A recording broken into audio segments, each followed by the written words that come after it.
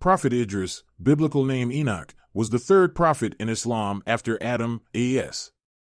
According to Wahhab, Idris was a well-built man with a strong broad chest and spoke with a low voice. It is also said he was tall and handsome and always spoke with a calm demeanor. Prophet Idris was very intellectually curious. He would ponder the vastness of the universe that his creator made, from the sky, the earth, the moon, the stars, and the cloud. Prophet Idris was born during the lifetime of Prophet Adam.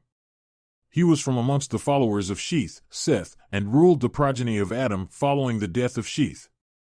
He was truthful, patient, and an extraordinary individual. It is reported in Hadith by Abu Dar that Idris was the first man to introduce the art of reading and writing to mankind.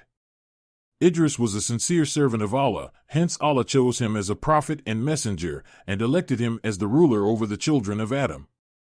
What began after death of Sheth is the people of Cain lost guidance, and sin and corruption began increasing rapidly and spreading. Idris could not bear to watch his own people falling prey to the influence of Shaitan. So Allah instructed Prophet Idris to call for jihad, holy war, against the corrupt followers of Kabil, Cain. Idris was the first prophet and messenger in the history of Islam to perform jihad against corruption. And as commanded by Allah, Idris gathered an army of men and battled in the name of Allah against the transgressors and emerged victorious. One day, Prophet Idris was informed by Allah that he would receive the rewards of all the good deeds performed by man each day till his last breath. Prophet Idris was overjoyed with the news and thanked Allah immensely for all his blessings.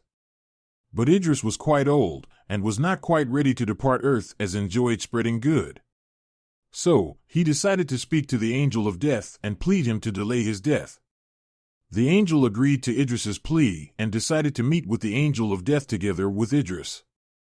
The angel flew to the fourth heaven with Prophet Idris on his wings and met with the angel of death. Idris's dear companion said to the angel of death, "Prophet Idris wants to know if you could prolong his life." The angel of death was stunned. He replied, "And where is Idris?" "He is upon my back," answered the angel. The angel of death replied, "How astonishing! I was sent and told to cease Idris's soul in the fourth heaven. I kept thinking how I could cease it in the fourth heaven when he was on earth. Subhanallah, glory be to God, he made it happen." And as the Lord instructed the angel of death, the soul of Idris was taken in the fourth heaven. Following the death of Prophet Idris, corruption began to increase rapidly again.